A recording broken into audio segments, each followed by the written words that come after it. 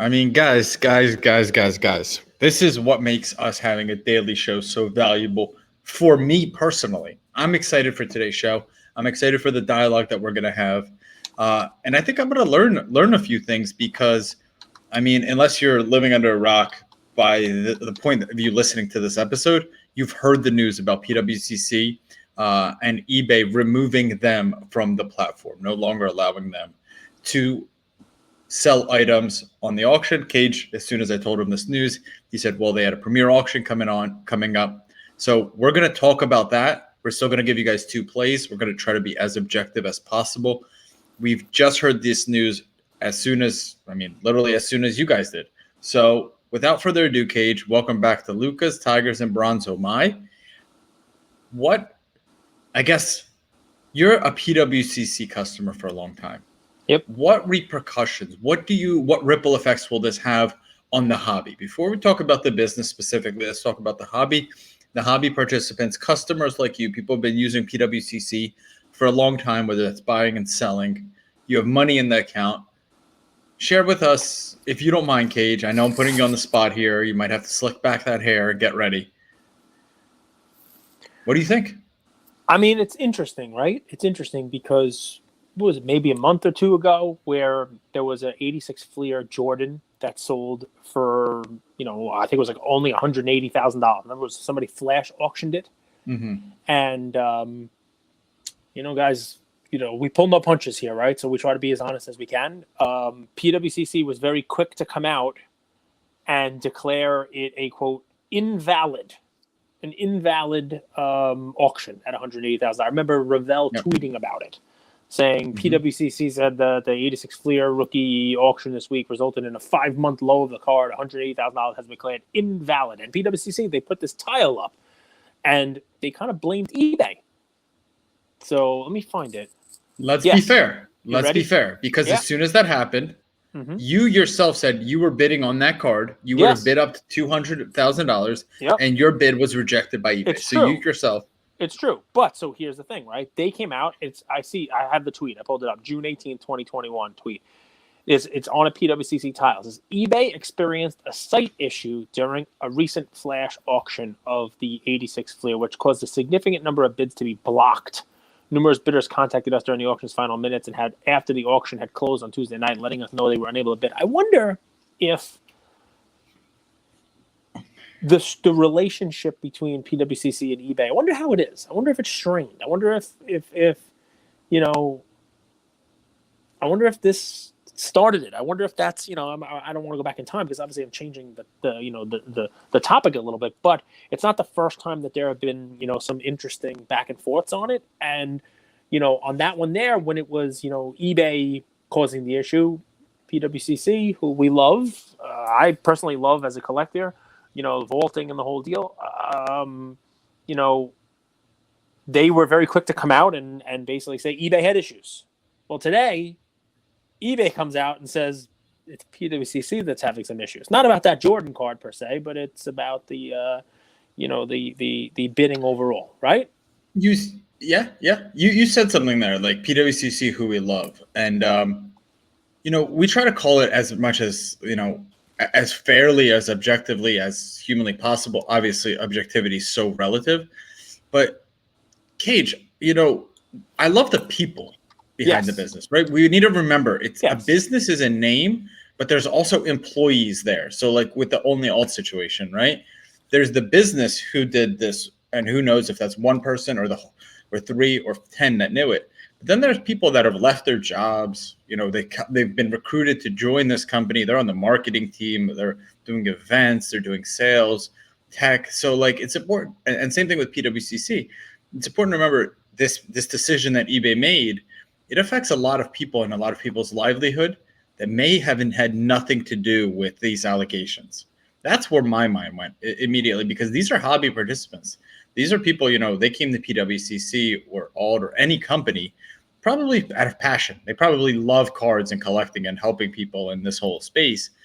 And now this affects them. This affects them a ton because overnight, Cage, how much of their business is run through eBay? All of it? 90% of it. 90 some. I mean, they have private sales. They have private. They do try to source cards for people and that kind of stuff. They do. They have that kind of side gig going on for themselves, and they run the premier auction also, which is off, but that's a small monthly thing. You know what I mean? That's it's. I mean, the vault that we talk about, one of the great things about the vault is that you're able to just click and boom, put it into an auction. You know what I mean? People it's very ease of use. Like boom, it's going to go flash auction, or boom, it's going to go into the next monthly auction. Not only that, here's the question, right? I mean, I didn't dissect the announcement as much as I should have before jumping on, but there are people who have cards ending tonight, right, with bids on them. Like, are those auctions done now? Or is eBay allowing those to run their course, and they're just not going to have PWCC, sell any more stuff? I mean, what's the actual fallout here? Did you read the whole announcement? Suspending. So they're not going to be able to sell. So I mean that doesn't really clarify for me, and obviously I'm not saying you need to clarify. It's just I don't know what the what the upshot is. Does that mean that if you go on eBay right now, that anything that was with PWCC is done?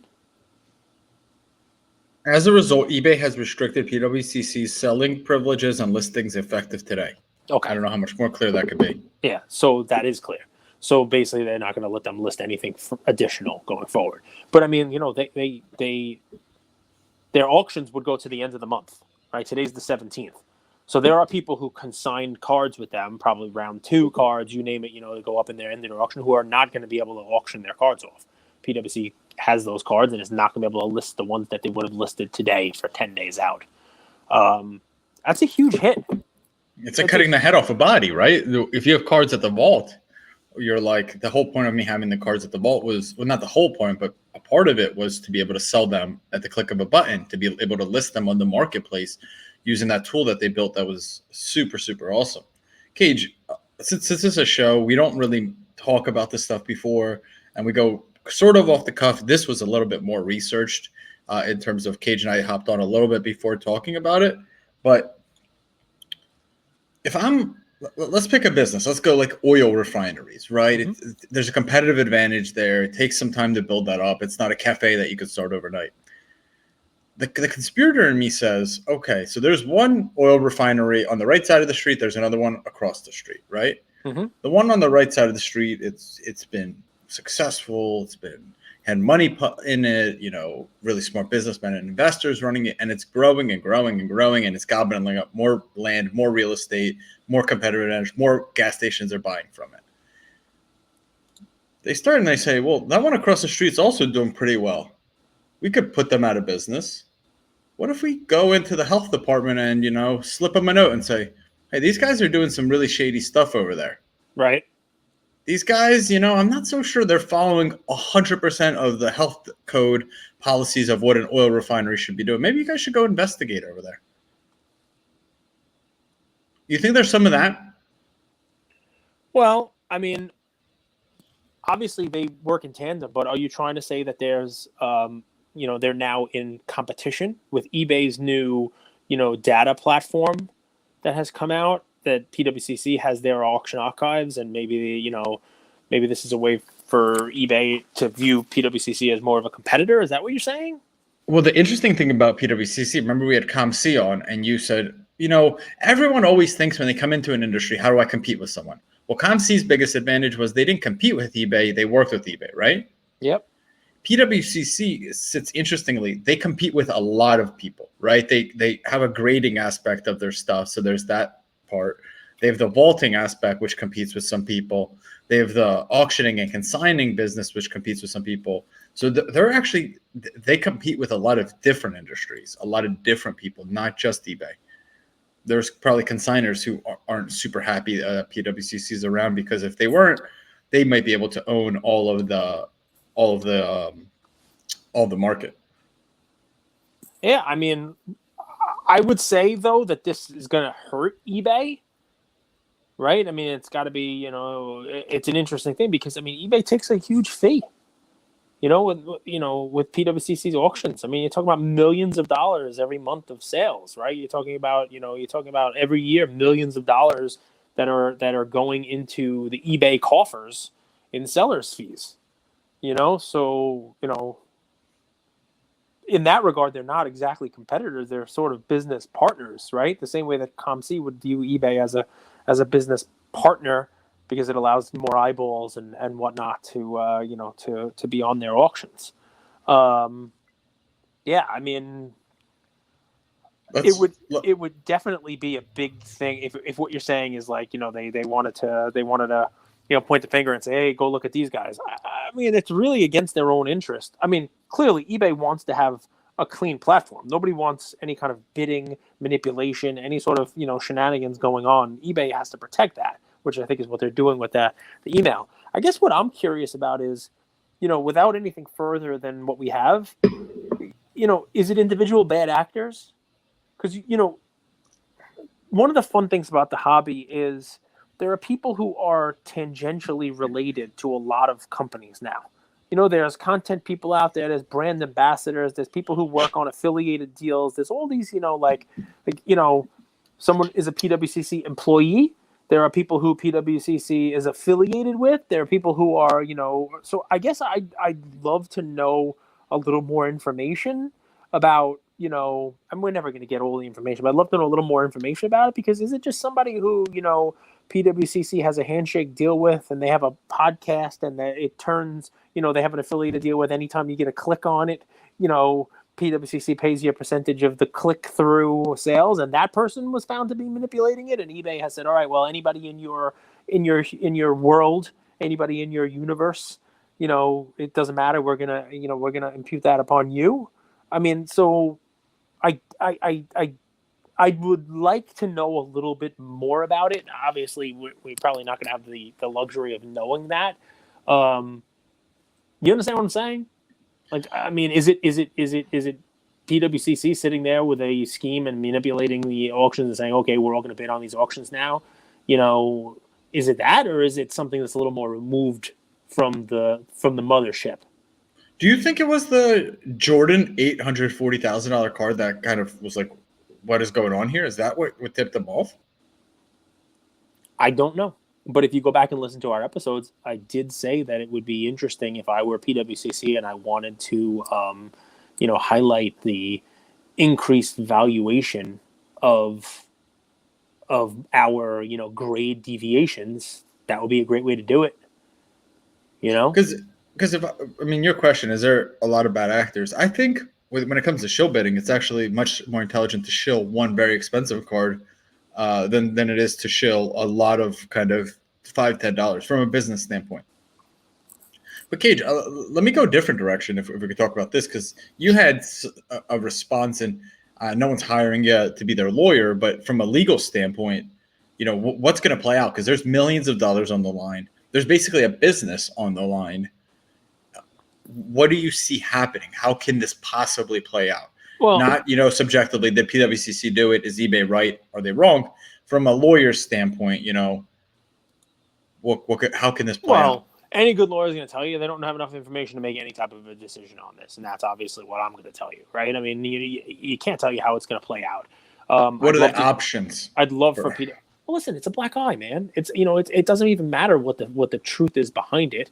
But PWCC has had those before, and it seems like every week somebody else has another black eye. Whether it's announcing record sales that aren't record sales, whether it's eBay data, with the code, violating privacy rules or allegedly violating privacy rules, or whether it's now today's announcement, unilateral announcement, one side from eBay. Without any commentary from PWCC, it's interesting, man. That's what I will say. What are the options? I don't even know how to go about answering options other than to say this can't be good news for PWCC, especially when they are now faced with probably more competition than they've had previously. Now with other vaults opening up for people to put their cards into, with other competitors in the space, offering the same type of, functionality that PWCC is offering. Any type of, like I say, black eye like this, doesn't bode well for, customer engagement and new customer acquisition for somebody who's balancing out the equities between different competitors in that space. But yeah, man, I mean, listen, this is what happens. I didn't even get this email. I didn't even get this email yet. I've been like clicking around trying to find this. I mean, I see obviously people are sending it around and stuff. I'm curious to see whether or not PWCC comes out and says anything. That's my biggest thing, Okay. right? Like, I've said it a bunch of times, right? Come out and get ahead of it, right? Make sure that people know that your version of it, your whole deal. I said, that's always the best way to do it. Be honest, be truthful. People will, be more likely to be a little more understanding. But like I said, this episode's going to be out a couple hours after it happens. So, So let's table it then. So guys, daily show, we give you daily takes. A lot could change. We've recorded this at 3 p.m. Eastern. The news came out at like 2 p.m. Eastern. But we love you guys. We want to give you our candid response. So if things change by tomorrow, as with volatile situations like this, please understand we have a responsibility to do a daily show and to speak on this, but we don't have all the facts. We probably have none of the facts. Yeah, so we we're just have the speculating. message. We have the unilateral, one-sided thing from eBay. It's basically saying that they're suspending the privileges of PWCC. We'd love to have PWCC on and come talk to us if that's something that they feel like doing. If that's something they want to do, we'd love to have that. Maybe we'll reach out to eBay and have them on. We'll give an avenue for anybody to come and speak on it. To me, what I can tell you is my own personal take, right? That's all I can do, right? Because no one can do that. there's no like one side or the other. This is my side, and I have a lot of cards in the vault, and I have money in my vault account that's being held from prior auction sales that I use to buy future things. And one of the cool things about that was, I had that money in there, and I would bid on a future auction. I'd bid on a card. I'd bid on an item, and say, "All right, well, you just take this off of the money." You know what I mean? The money's in the account. I'll grab a. Well, what am I doing now with that? I mean, I guess I should ask for my money back. I should ask for a check. We should just withdraw it. Yeah, it's not like money. So ask for my money back. You there's a withdrawal button. I should be button. withdrawing my money, which is not good, right? Hey, give me my lunch money back, PWCC. Yeah, give me my milk money. No, I mean, and then the next question becomes, in addition to, asking for your withdrawal of your money, do you also start withdrawing your cards?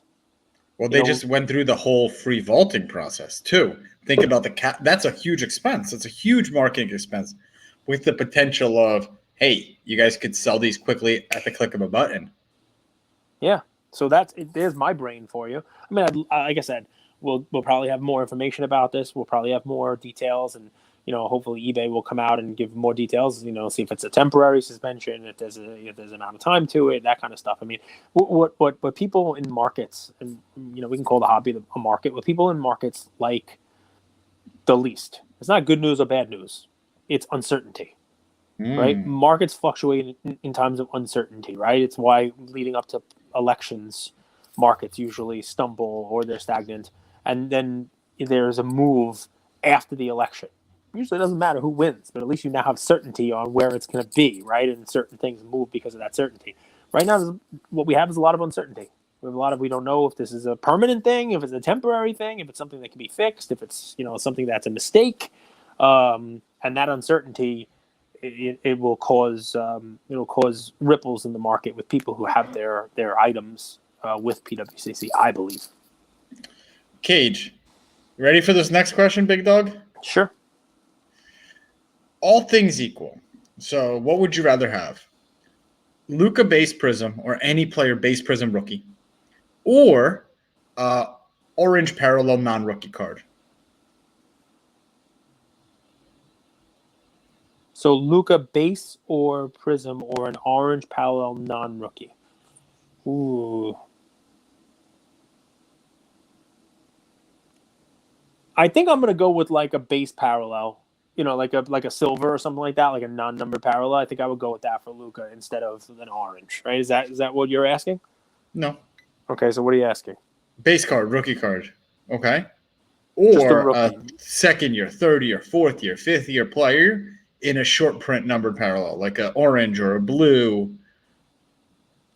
If it's a star, if it's enough of a star, like a Luka, I'm gonna go with the second year orange, because out of like 49. If it's somebody who's not a star, if it's somebody who's like a project, somebody who could potentially be okay at some point in time, that's never going to have the kind of overall mass appeal that a Luka would have, I'd probably go with the rookie. Have you seen the recent post of Select? So Select is now going retail, and people are freaking out. Freaking out. You've never been a fan of Select releases in general. Nope. What? I mean, Select was only hobby for a very long time. And now, I mean, you have Select Concourse, and let me count. There's 20 different parallels of Select Concourse, 20 different parallels of Select Premier level, 20 different parallels of Select Field level, and then there's these H2 hybrids as well, which have 5 or 6. Cage, this is kind of crazy. What do you make of this? It's Panini releasing more cost-efficient items for people. If everybody, you can't have it both ways, guys. You can't say you love the hobby and make money on the hobby and then say, but we got to find a way to get kids into the hobby.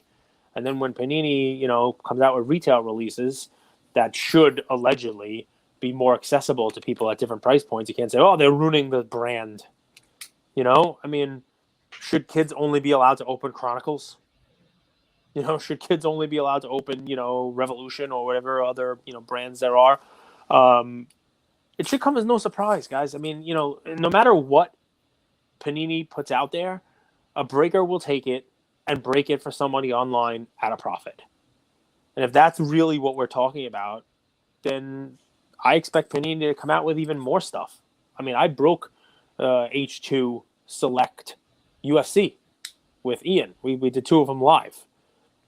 You hit anything? It's basically junk.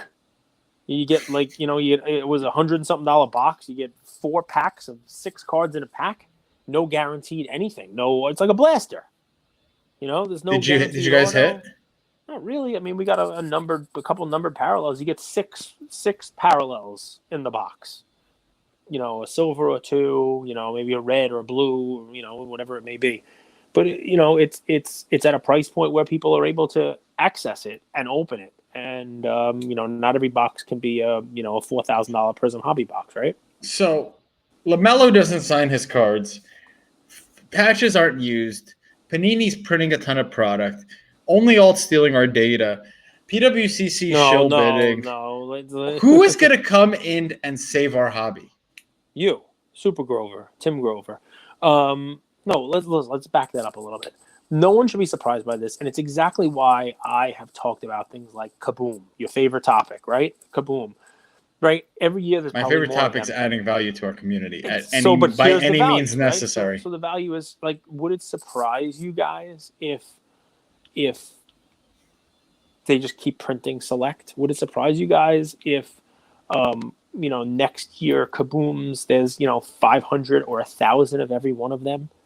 Right, Panini's not stupid. They are out there knowing. Are you sure? They know what people like, and they know what they can and can't print, and the market wants more, and because of that, you're going to get more. That's I know everybody wanted Select to be the hidden brand, but this is part of why we talk about the market doesn't want more. The market wants better. No, the market wants more. They want better. Not true.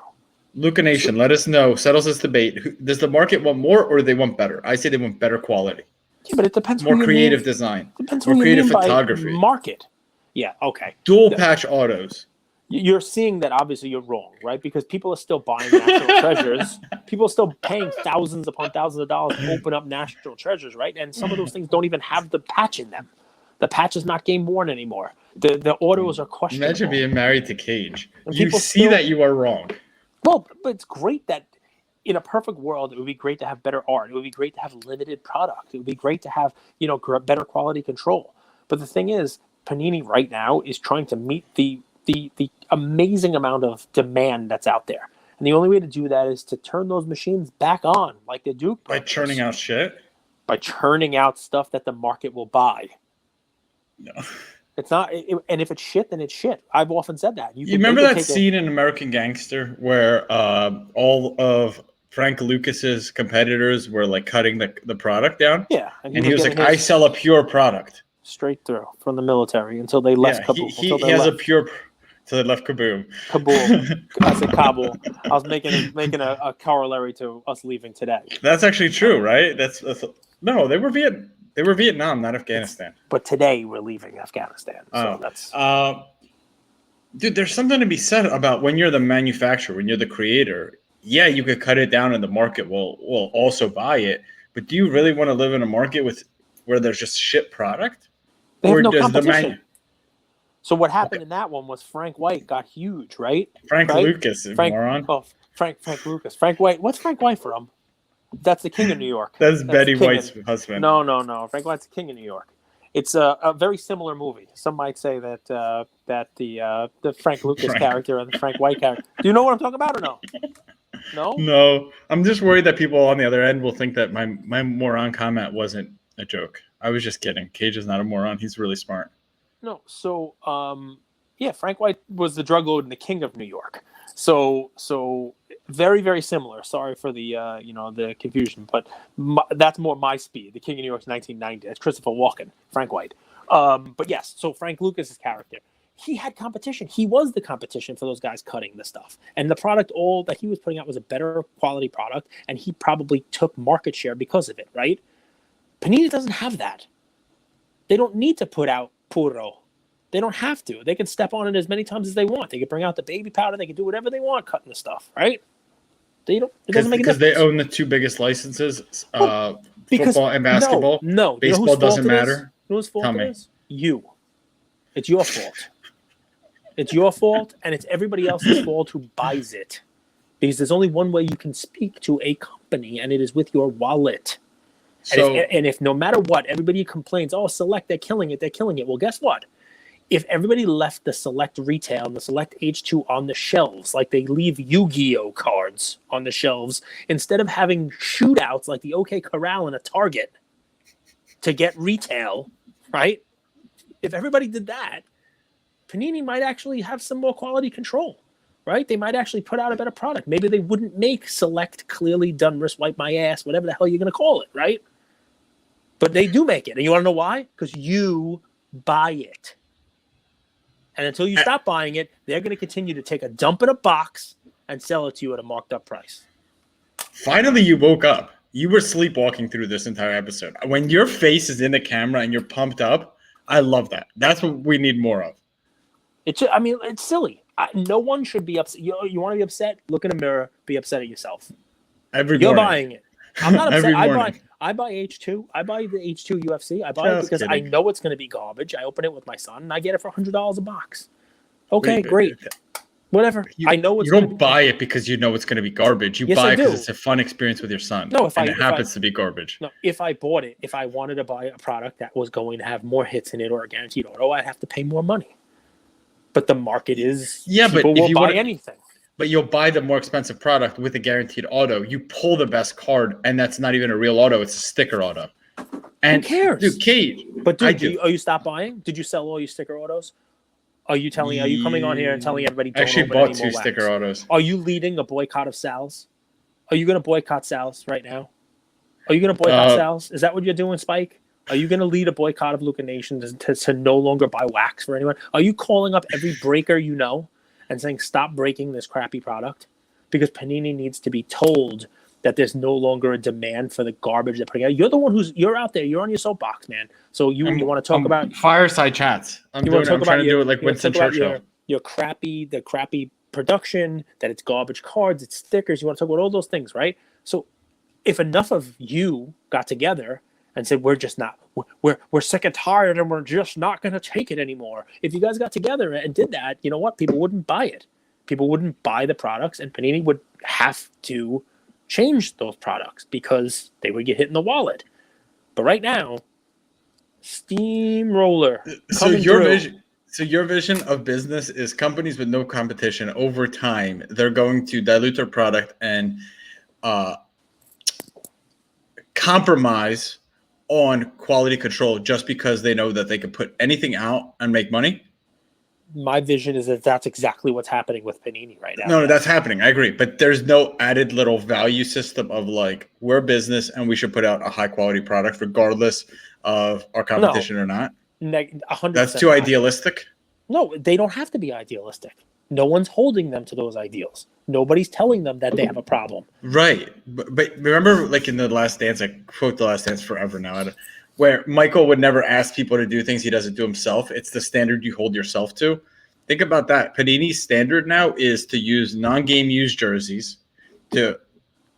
Quality control is poor at best, and now they're diluting their own products with. This is the select print run. It has 6 1-of-1s, Cage. Yep. 6 1-of-1s. So, people are buying them. All right. Well, let's keep the show moving. No, then. you shouldn't leave off of this. This is a great topic. I try to bring value. There's only one way to fix it. Because put yourself in Panini shoes, right? And yeah, you're idealistic, what size do they wear? Right? I don't know, 15s. So you're idealistic, right? You want to also be so. What if Panini came out and did what you asked them to do, right? And they come out and they say, we watched The Last Dance. We watched The Last Dance. We saw Michael Jordan. We saw what he said. We saw Super Grover. We listened to Andrew Goldberg, and we're gonna have ideals. Okay, we are gonna have ideals, and we are going standards. We're gonna have standards. We are going to and values. We're gonna put out a better quality product, and by doing that, we're gonna make sure we have game used jerseys. We're gonna make sure we have more on card autos. We're gonna do all of these things. We're gonna scale back to 2 1-of-1s per release instead of 6. We're gonna do all these things to Panini, to our customers out there. This is going to cause us to obviously have to spend more time on the products, more time making the products, because you can't put out the same quality in the same, you can't put out better quality in the same amount of time. It's going to cost us. It's going to cost us more. No. It's going to cost us more, gotcha. Right? And because we're doing all this stuff now, we're going to give you less product. Even though there's demand for double the product we're putting out now, we're going to give you 75% of the product. It's going to be better quality product. We're going to raise the price on all the product because Andrew and Super Grover and Michael Jordan said they don't like the product. Can I chime in here? Now. I'm saying break. You know what would happen? No, do you know what would happen? You can chime in right after. What would happen is people would complain. They complain about the fact that there's 6 1-of-1s. They complain about the fact that the product is diluted, and that they've tried to make Select happen for years, and now Select is basically the same run-of-the-mill garbage that everything else that Panini puts out is. There are 117 1-of-1s. There's a million parallels that aren't even numbered, and no one's ever going to know the full print run of the product. And everybody complains. But you know what happened if Panini swung the pendulum the other direction? The same people would complain again, because they'd say that they're being too greedy, they're charging too much for their products, that they don't need this, they're squeezing the kids out of the hobby. Why do they not have something out there for people to open at a price point that allows people to get into the hobby? So you know what I'm going to say? I'm going to say Panini, they may happen to be damned if they do and damned if they don't here, because we got a lot of whiners in the hobby, and I'm looking at one. I'm looking at one right now. Yeah. You've known me for like a year and change. How often do I whine? Never. I know you're not a whiner, but it's a great topic, and I do want to get a little heated on it, because it's easy to jump on the bandwagon and say, "Oh, Panini sucks." Let me jump real quick. Go. Yeah. What I think your criteria for reviewing the situation is off. So you're reviewing the situation based on an effect or based on a response. Yeah. Regardless of what your decision is, people are going to complain. That's not what I'm saying. I'm saying, how can you run $1 billion business and price a product like it's caviar and put out shit? Because the business would not exist if they didn't meet the demand, right? So I'm sure they're doing evaluation. I'm sure they're saying to themselves, okay, we need to balance meeting the demand with also having this quality out there. It's sort of like, they're not Ferrari, right? Everybody wants a Ferrari, but Ferraris are built by hand. And there's not a lot of Ferraris being built, right? So, do you know National Treasures is their Ferrari card, and it's not even packed by hand? Okay, it's not an actual Ferrari. You can call, but that it is their Ferrari card. Yeah, but we're the Ferrari of podcasts, and I do it with a friggin' iPhone. That it's a silly thing, right? It's a silly thing to say that's because it's their Ferrari. It should be boxed by hand. Our Ferrari is our what we say, not the presentation. But if your Ferrari is the art of the card, and you don't even take care in putting the art of the card together, then care and the level of care, it depends on the beholder, man. You call our voices and what we say the Ferrari. There are people out there who think that we're a Yugo, right? And there's always going to be complainers, no matter what. Yugo. It was a Yugoslavian car. Yugo was the cheapest car in the world in the 80s. It was like $3,000. No, forget about it. There are people who say we're whatever a low quality car is. No matter what you do, there are going to be people who complain about it, right? And your complaint today is that they're not taking the time to put out a quality product. If they did, there would be somebody else in 6 months complaining about how they don't put product out to meet the mass demand. My complaint today, and this is good. One time, guys, so different type of episode. If you guys hate this episode, let us know. I don't blame you, honestly. I don't blame you. Maybe you guys will love it. I think they're going to love it. Because Paige at one point said, Andrew, you could have been a lawyer. Yes. Could have been. I'm not against the complaining. People are going to complain any way possible. You do one thing, people complain. You do another thing, you'll complain. I'm talking about values and standards. You keep saying, one, your argument is that when you have no competition, your values and standards go down. That's a true story.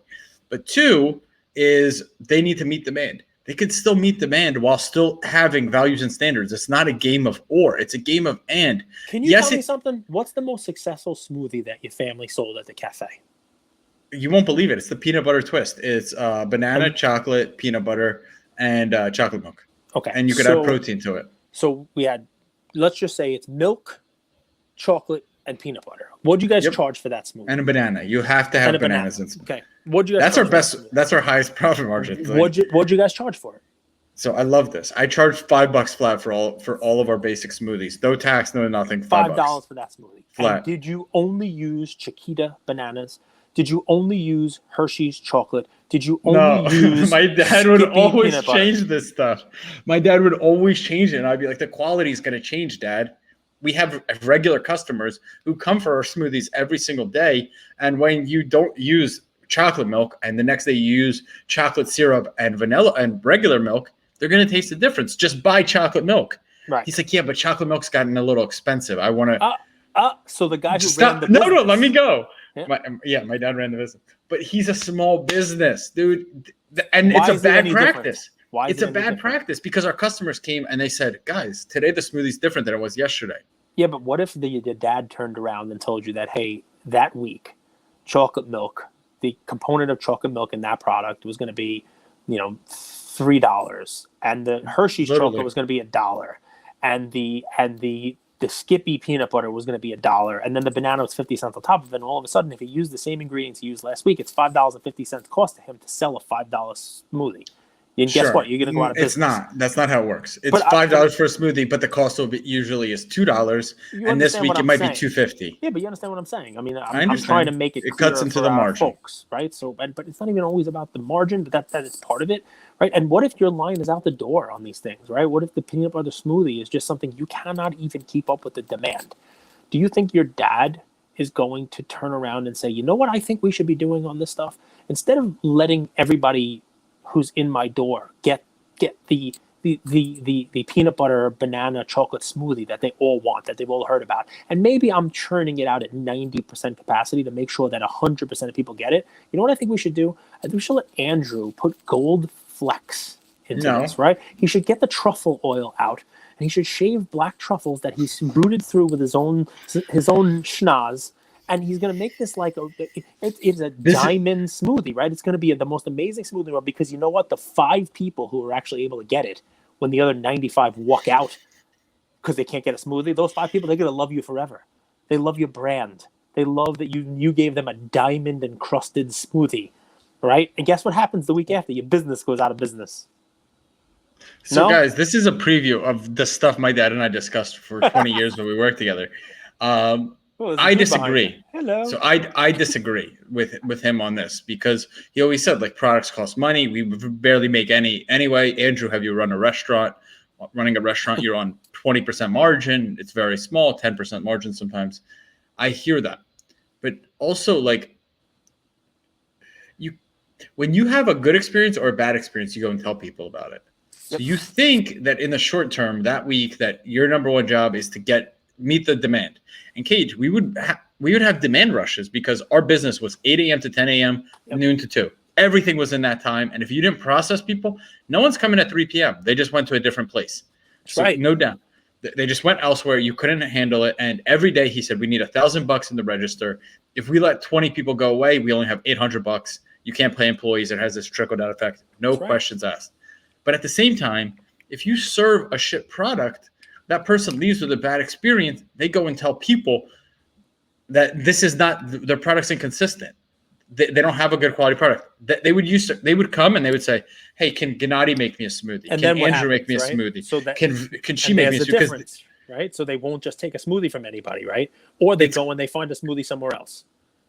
And right, you don't build brand loyalty; you lose brand loyalty. They already have brand loyalty. Yeah, but people don't understand you could lose brand loyalty. Exactly. So, and I'm telling you that's what needs to happen. Because nobody is voting with their wallet right now. Nobody is saying to Panini, we're going to hold you accountable for what you're doing. Instead, what they're saying is, where's the line start to pick up this product? It doesn't really matter what you have here because we're going to break it. We're going to break it for an audience that is rabid, and we'll break whatever you put in front of them. And until that changes, why should Panini change? Because I think what they would tell you if they were here right now is that it's better to keep 100% of the demand satisfied at 90% quality than try to be 100% quality and only have supply for 30% of the people. Guys, listening on YouTube, give us a thumbs up, give us a thumbs down. Let us know what you think of today's episode. Way different. So I think some of you guys might love it. I hope you do, because we're trying to be passionate about this. And you know what? We're not always going to agree. And I think that's part of that's the only way I know. I think that's part of what makes this the best show out there. It's part of what makes this the best. And I love your points. And if I were in charge of Panini, I would not be doing what I'm saying Panini does right now. Right? I would not. Right? I would try to find some sort of a balance. I get what you're saying, but I also get what Panini is doing. I get it. And also, I've never had to make that decision. I've never had anybody demand product from me the way that Panini is having it demand. Now, we have a great podcast, and we try not to dilute the product, right? But it's a little different. What's going on with Panini? I hope this kind of demand continues. I really do. All right. Well, the demand for my plays is going through the roof ever since I've been making people money. So I saw a great post. It was from Yaniv Sun. You guys might know him. He's a blogger, good writer, all that stuff. And he posted this. He said, the Browns have the third easiest schedule in the NFL. Really, Ravens, Packers, and I don't know, one other team, but really easy schedule. And I see this team offensively taking a step forward. Peoples-Jones was your play yesterday, right? Yep. Can you imagine? Let me ask you, what do you think Odell's Topps Chrome 2014 rookie sells for? Ooh, I have no idea. In PSA 10? Yep. $200, $300. 2014 Topps Chrome. That's his rookie year, right? Mm-hmm. $60. Whoa. Wow. In a Topps Chrome. And here I am. I asked myself this question. I mean, what would Odell cards have been like if he came out, if he was a rookie in 2019, in 2020, 2018? His cards would be insane. After he made that one-handed catch, Cage, people would be going nuts. I remember I got very fortunate. I won an iPad for our work fantasy league. I had Odell on my team in 2014. Just crushed. Out of sight, out of mind. He's annoying. He's a diva. I famously compared him to the Neymar of football. All those things are true. Thank you for all of that sound bites there. All those things are true. Odell is my play today. It's the Topps Chrome PSA 10. You go on 130 point. You see, Cage. What are you doing over there with that sound? You're killing me, Smalls. Okay, so I'm back now. Yep, a lot better. 58.99. That's a 57.99 fixed price. 55 on auction. 61. Guys, you could get Odell's cards. He's still the number one. I know the Jarvis Landry, Peoples Jones, all that stuff. I think they're going to start out really, really well. There's one here. Someone sold it for $30 on August 7th. His Topps Chrome from 2014. Take a look. I think it's an interesting play. Guy's still a talent. He's got swag. He's got charisma. So might be worth taking a look at him. I'm going to ask you a question on this. So last year we saw the expansion of base cards, right? And everybody was buying base cards of quarterbacks in football, right? And then base. And then there was an expansion, right? It was expansion out, just like, hey, buy numbered rookies, buy autographs. So let's expand to base cards. Let's expand to other sports. You name it. The expansion went all over the place. And one of the places it expanded to was position players in football. Everybody went crazy for Michael Thomas rookie cards. And then, he obviously got hurt and the whole 9 yards. Do you have any concern about recommending, a wide receiver? Tons. When most people I don't like to do it, but most of my plays aren't this way. But you have to balance out your portfolio with a little bit of high risk, high reward. Like you're getting someone who's a top talent in this league on a team with an easy schedule. I love their team. I really do. I love their coach. No, I don't love wide receivers. I don't like position players. I don't invest a ton in football. If you guys go to my Star Stock portfolio, I don't think I own a single football card. But this isn't necessarily cards I buy. This is a watch list. And I think that if you are looking at guys like Jefferson on the Vikings or slipping me, I can't think of his name, on the Cardinals, who's the wide receiver? Hopkins. And AJ Green, if you're looking at these guys. DeAndre Hopkins, yeah. Yeah. At one point, Odell was in that category for 1 year, but he was in that category. And now you're able to get his rookie card for $50, $60. I think you have potential there to do some things. Love it. I'm going to give – so when you talk about Select right now is being a little more mass-produced, but in years past it hasn't. And I'm going to go right with you because I guess we're all starting to look at football, and that's usually a good sign, right, that people are looking at football. I went Star Stock play, right, because I don't want to wait for grading. I don't want any of these things. And you know what I did? I looked up 2016 Select football of Derrick Henry. And I'm not going to do this, guys. I'm not going to do it because I don't want to trade. Yeah, because I don't want to trade, in favor of you guys, or I don't want to trade against you guys. I want you to be able to do it. So there's no Prizm Star Stock A, right? A Star Stock B is like $90 for his Prizm. But you know what you can get? You get a Select A for like $30. You can get a Select Tricolor A rookie 2016 Select for $80. But you know what I saw, which I really liked in Star Stock A, and I would buy this right now. But you know what? Maybe this will be somebody. It could be a gift for somebody who's one of the first ones to listen all the way through this crazy episode. I see a 2016 Panini Select Football field level Star Stock A for $75. Right? I like that. I mean, I don't know if it's going to be a PSA 10. I have no idea. But I see these, these awesome cards. I see this. I mean, there's a million. There's Optic. There's Select. There's Optic Parallels. I see an Optic Hollow Star Stock A of Derrick Henry, $130. There are a million different ways of buying a Derrick Henry rookie Star Stock A or better. There's PSA 10 ones as well on here for anywhere between $5 to a couple $100. I love this guy.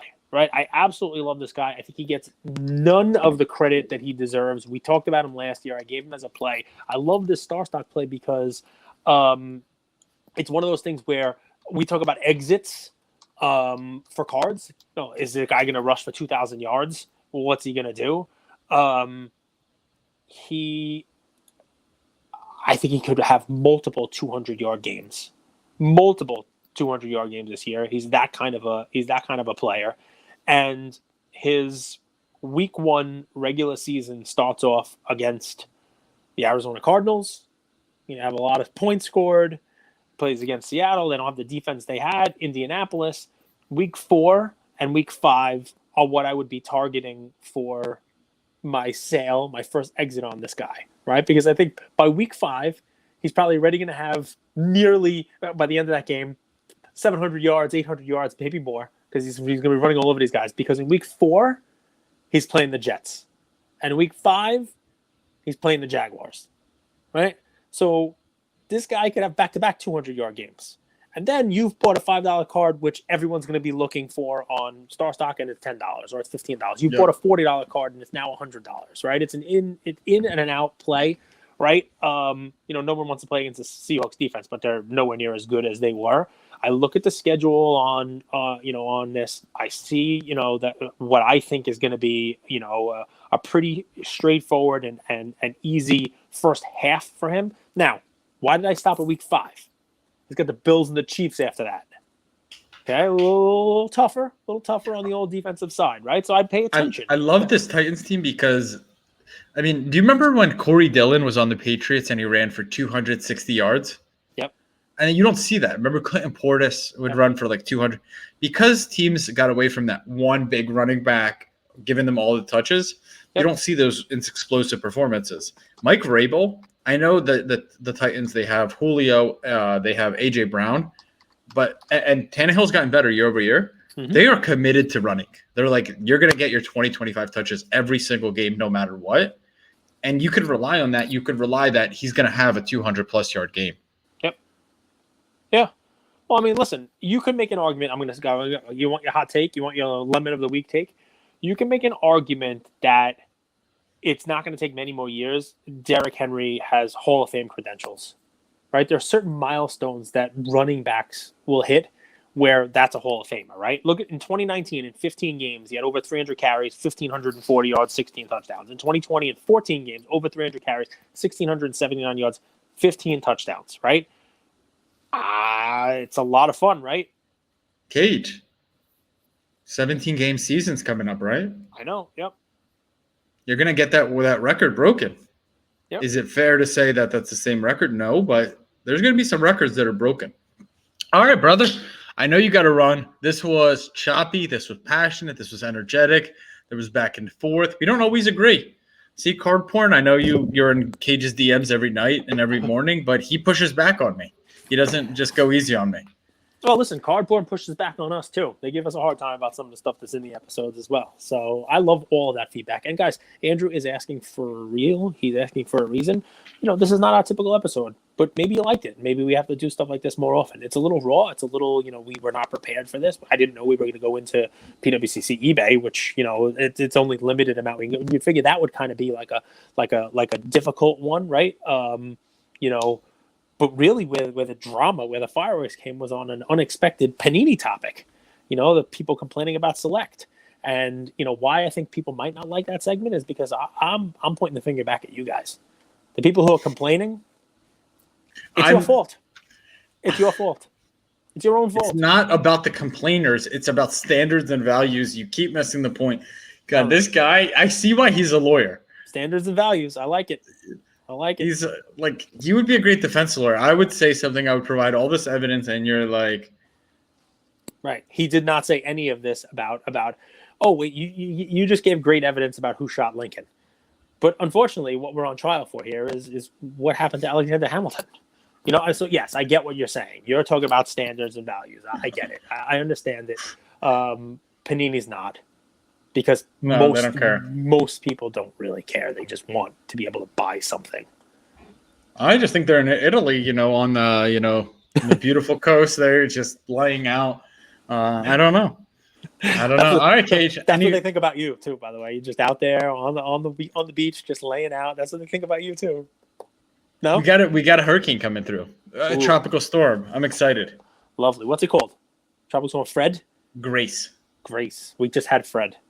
Fred just came through. Fred, I'll get the residual rain from Fred soon. Guys, thank you very much for sticking with us on this one. This was a fun one. We'll talk to you soon.